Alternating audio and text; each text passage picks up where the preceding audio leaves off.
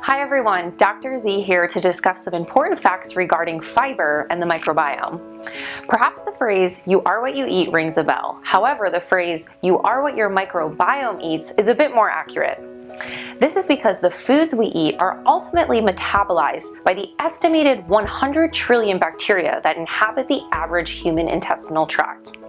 Since various conditions are linked to microbiome health, establishing and maintaining a diverse and robust ecosystem is an essential component for optimal health.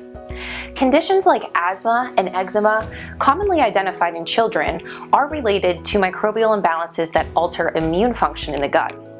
Likewise, conditions such as diabetes, depression, and irritable bowel syndrome are also associated with microbial and immune dysfunctions. This relationship exists because the gut harbors a huge portion of the immune system and is tasked with the job of surveying and killing any bad material coming in its tracks. For anyone desiring optimized immune function, look no further than enhancing the gut. Simply start feeding it what it loves. Currently, there is a large fiber gap in the United States. In fact, an outstanding 90% of adults and children are not getting the recommended amount of fiber needed for optimal gut health. Fiber is essential to feed gut microbes, which then metabolize it, creating byproducts called postbiotic metabolites.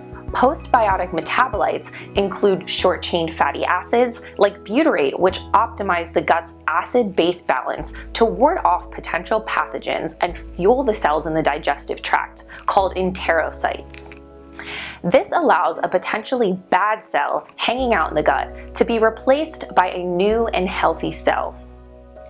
Diversity of fiber foods is also important and leads to a diverse microbiome. Having this diversity in the microbiome allows the good guys to get more available parking spaces compared to the bad guys coming in and trying to steal a spot they are not welcome to. As you might know, fiber can either be soluble or insoluble. As the name suggests, soluble fiber is soluble in water, thus creating a gel-like material. Insoluble fiber, however, does not mix with water but pulls water into the stool. While both types of fiber can have various beneficial effects, including digestive improvements, knowing which fiber you are looking for is important to address your specific needs. As part of a healthy diet, most plant foods and whole grains contain both forms of fiber, but in different amounts. Here's a short reference list for different types of foods that may fall more heavily in one or the other fiber categories.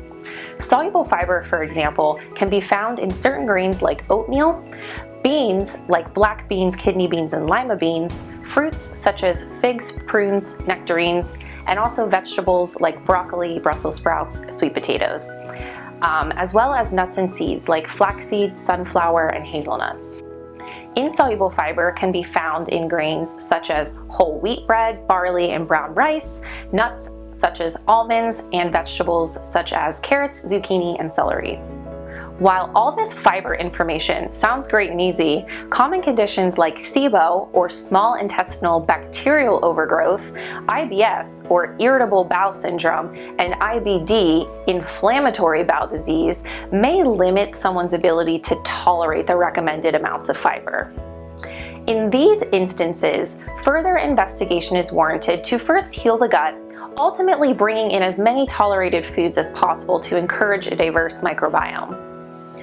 To wrap up, the general guidelines for fiber intake are not terribly difficult to achieve while eating a diet high in vegetables, fruits, and whole grains. As a general guideline, increasing soluble fiber can be beneficial for conditions like diarrhea, and insoluble fiber can be beneficial when constipation exists. However, both of these forms of fiber can be beneficial for both of these conditions as well as for general health. It may be an interesting experiment to track how much fiber you are getting, and if you are consuming under 20 grams, seeing if increasing by 5 to 10 grams daily has any noticeable effects on your digestive system. Of note though, the previous conditions discussed are examples of times we must start low and go slow with fiber supplementation in individuals. Hopefully this has helped you learn some new knowledge about the microbiome and considerations regarding dietary fiber intake. As always, thank you for joining me. Until next time, be well.